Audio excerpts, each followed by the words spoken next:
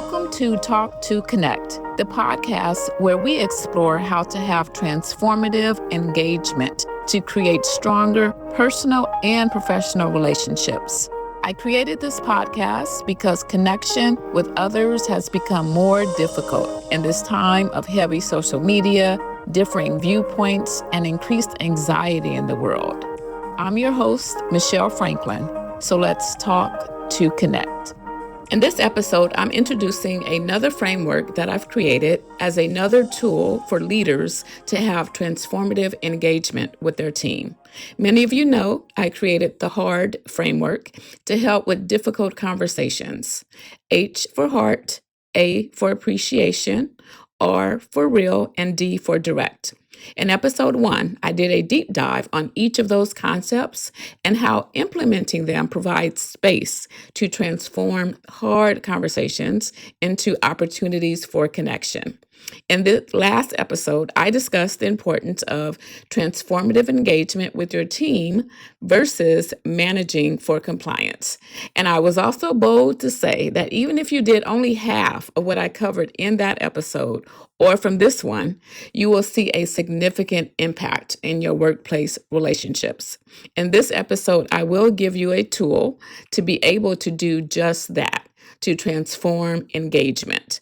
The framework that I created for this is called C.A.V.E, which actually has two different purposes. The acronym C.A.V.E is C for curiosity, A for accountability, V for vulnerability, and I know some leaders just cringed hearing that one, and E for empathy. Now, I know for some, all of that may sound just mushy, right? I get it. And it is what I've done to be really successful for years now in cultivating relationships with the team. The other purpose of C.A.V.E is a reminder that in order to truly have transformative engagement in your leadership, you must be walking in ongoing self-reflection and spending time with just you and your thoughts, grounding yourself, getting clear on who you are, what you're about, and how you show up in the world. What are your values?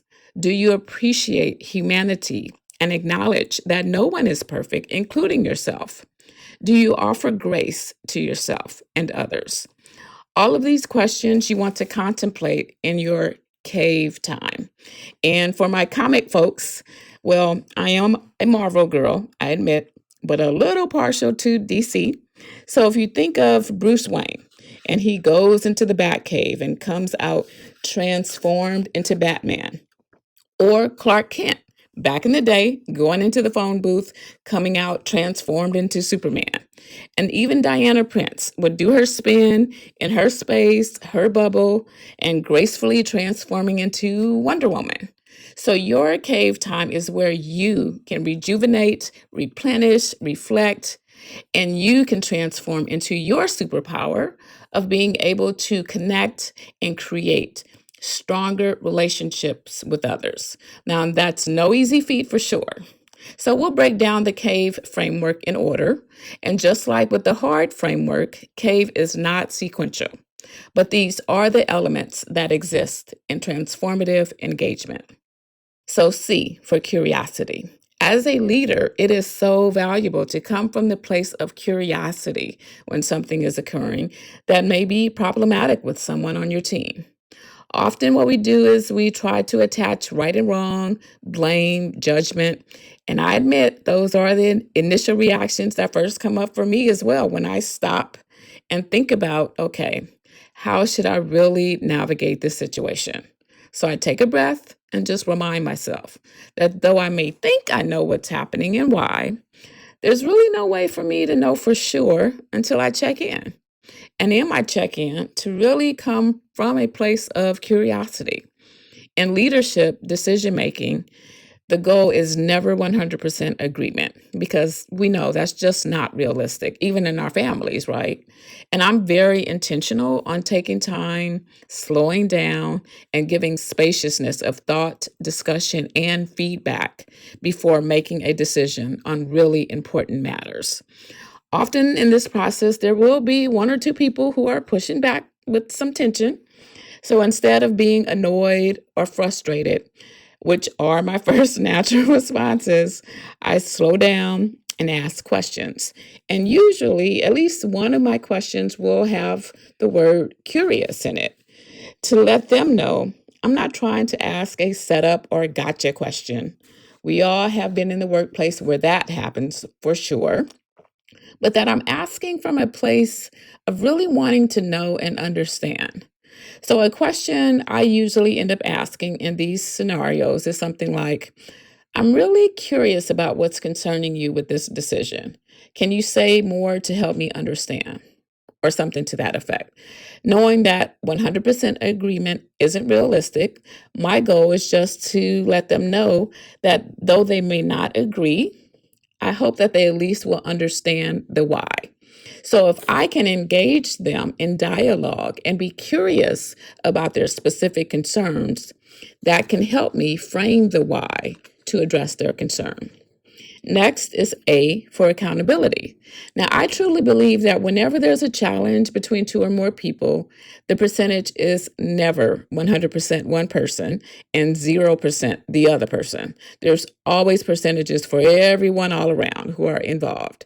And as a leader, I'm to look for my percentage. Now, some leaders, their go to is first to look at everyone else's percentage first. But notice in doing that, it inherently lends itself to looking for blame. And then that's the energy you'll have in approaching that situation with blame. Versus if after the initial, okay, who did it comes up, because that's human nature, you pause and ask yourself, okay, what percentage of this situation am I accountable for? Then when you approach the situation with others, it comes from an energy of, okay, we all have something to do with this. So let's all figure it out together. So whenever there's a conflict, challenge, or issue that involves me in any way, I always take time to acknowledge it and take accountability, either publicly or one-on-one with the other person involved. And in some instances, I've actually done both, one-on-one and then again in public with the entire team. I also realize in doing that, I'm modeling that it's okay. And I'm opening the door for my team to be able to do the same. So I'll give an example that has happened throughout my 25 years in leadership. So I hear, say, through the grapevine that someone on the team had an issue with me and a decision I made. Now, many leaders would probably say, well, if it's not important for them to bring it to me themselves, why should I address it? Also, some leaders actually may not be comfortable bringing it up. Just because you're a leader doesn't mean you look forward to handling conflict, right? Especially if the conflict involves you and someone having a problem with you. So I admit it's hard for me too, because there's a part of me that wants to be like, well, everybody shouldn't have a problem with me. I'm so nice, right? So I do really get into my feelings in this type of situation.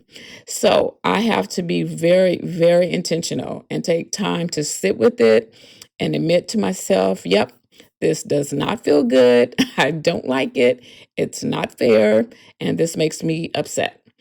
And I actually just give myself permission in my cave to go there. Otherwise, the little girl may have a tantrum, right, outside the cave. And we all probably know leaders, in quotes, who have tantrums at work, right? So it's about being intentional as the leader to recognize the feelings that you're having and remind yourself that others don't control your feelings. You do. Then look for the percentage in that situation that really is yours to own, so you can own it in an authentic way. So when I go to check in with the person after doing my work in the cave, I often will start the one-on-one check-in with the person by addressing whatever the percentage is that's truly mine, and also recognizing the power dynamic, right? So I try to decrease the impact of that by saying something like First, I want to start by saying that I want to take accountability and responsibility as the director for not doing enough to build trust and open communication in our relationship so that you would have come to me directly about your concern regarding X, Y, and Z. And I apologize for that and will work to do better. I do recognize it takes two for that communication to happen, and I'm committing to do what I can. So I would like to hear about your frustration regarding X, Y, and Z so I can have a better understanding.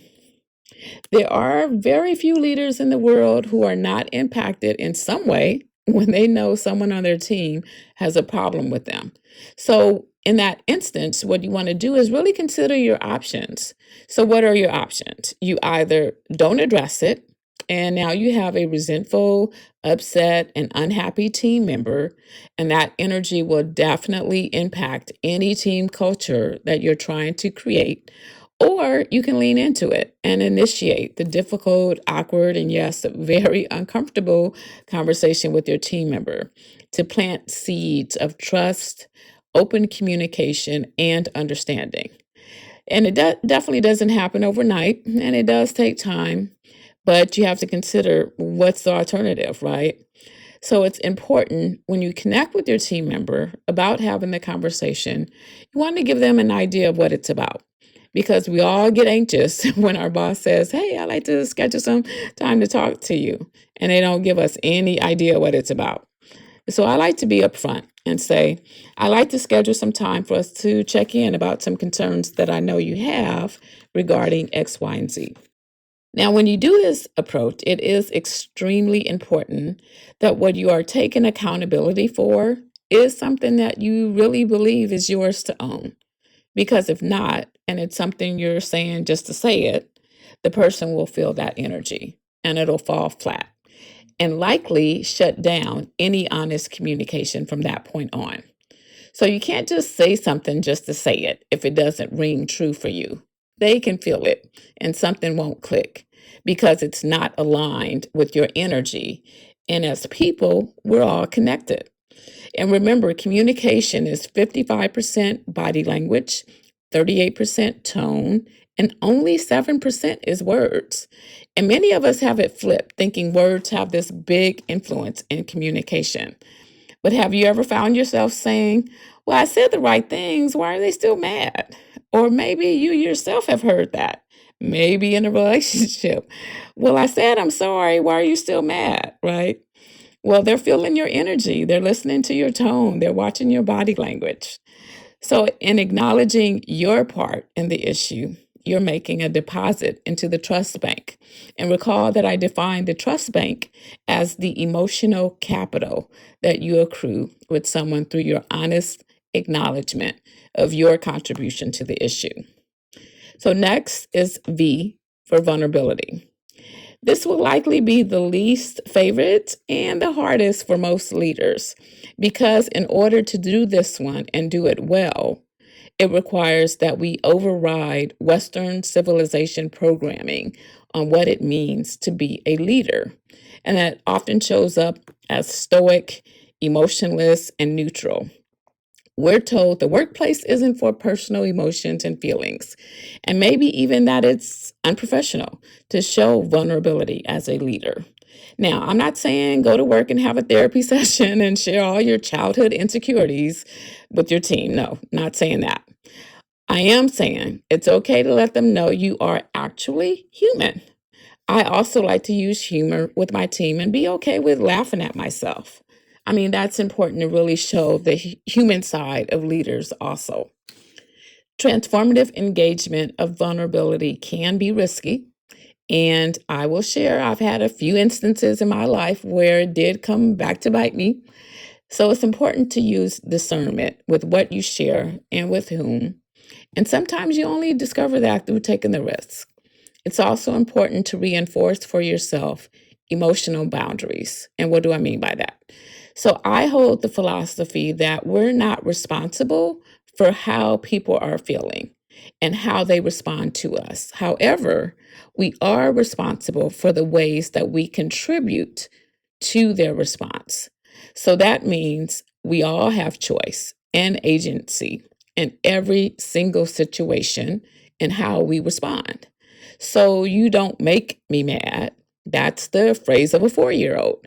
But your actions and or words do play a part in how I'm feeling. So this reframe always keeps the power with you. So where does the vulnerability show up in this situation? Well, it shows up in expressing what those feelings are. So your team know that you are human. So one example, I had a challenge with a team member who I felt said something with the intention of publicly putting me down. Now, what I do when I know I'm feeling some type of way when someone is saying or doing something towards me is I really tell myself, well, Michelle, you actually don't know what's going on or why they did that. Because the truth is, none of us are mind readers. So I acknowledge how it felt. Okay, didn't like that. That's an ouch moment. But I actually don't know for certain what their motive or intention was. So in that instance, I reached out to them and I let them know I wanted to check in regarding the situation. And I did come from a place of curiosity. And so when we met, I asked them, so when you said A, B, and C, I'm curious, what was your objective in saying that? Because I know how it landed for me and it didn't feel good. So I'm curious, what were you wanting to communicate when you said that? So, in how I phrased that, it was vulnerable, but not too vulnerable, but just enough to let them know, hey, I'm human too, and I was impacted. More importantly, I didn't make them responsible for how I was feeling. I took responsibility that this is how I'm feeling.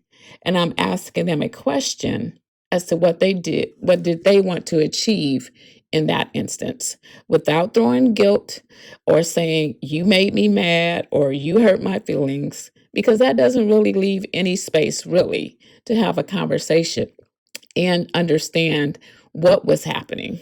That's just about punishment and judgment. And though it can be something that really did upset you, as a leader, your interest really needs to be more about resolving the issue than trying to dispense punishment. Lastly, E for empathy. Transformative engagement inherently requires that you always see the humanity in the other person, even if it's hard. And oh my goodness, sometimes it is so hard, especially if you're upset or even sad or have your feelings hurt. But at the end of the day, we all are just really trying to do the best that we can. And we're going to stumble and fumble constantly. But don't you want people to have grace with you? So, if so, it's important that you also give grace. So, a phrase I often say is people don't roll out of bed each morning just thinking of ways to make your life miserable. Well, for the most part, right? But I think most don't do that. And if they are instigating or manufacturing conflict, they likely have a lot of unhappiness. And it's your responsibility to not take it personal, even if it very much feels personal. And actually, it might be personal.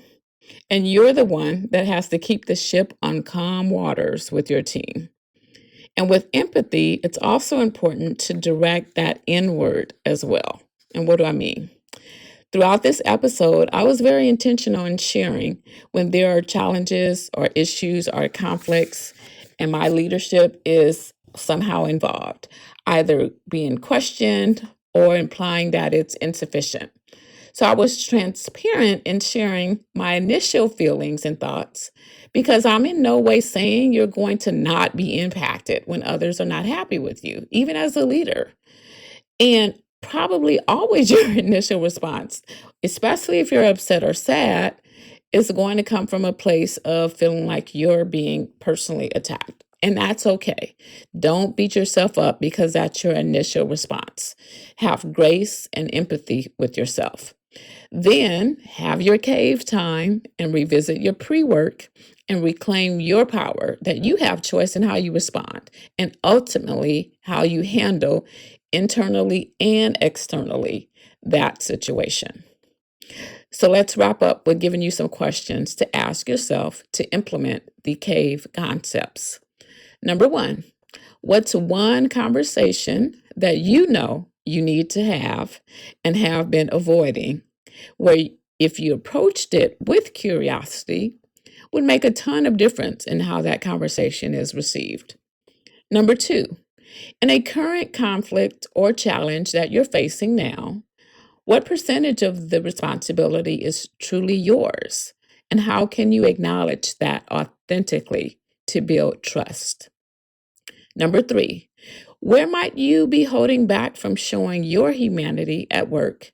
And how could sharing an ouch moment or admitting discomfort strengthen connection with your team members while still holding healthy boundaries? And number 4, how can you extend grace both to yourself and others when mistakes or misunderstandings happen so that you keep the ship on calm waters? So, in summary, utilizing the C.A.V.E framework is a way to be proactive with transformative engagement with your team. C for curiosity keeps you from straying into passing judgment. A for accountability keeps you from straying into the blame game. V for vulnerability plants seeds of trust and connection with your team. And E for empathy allows you to have grace with others and with yourself. And remember to use that C.A.V.E time for self-reflection, to recharge, and come out with your transformational superpower. Thank you for listening to Talk to Connect. If this episode resonated with you, be sure to follow or subscribe to my podcast and share it with others. A new episode will drop every other Tuesday. And if you have a question you'd like me to answer on a future episode, email me at michelle@letstalktoconnect.com. That's Michelle, spelled Michell. That's 2 L's, no E on the end, at letstalktoconnect.com. So let's continue talking to connect and create transformation in our personal and professional relationships.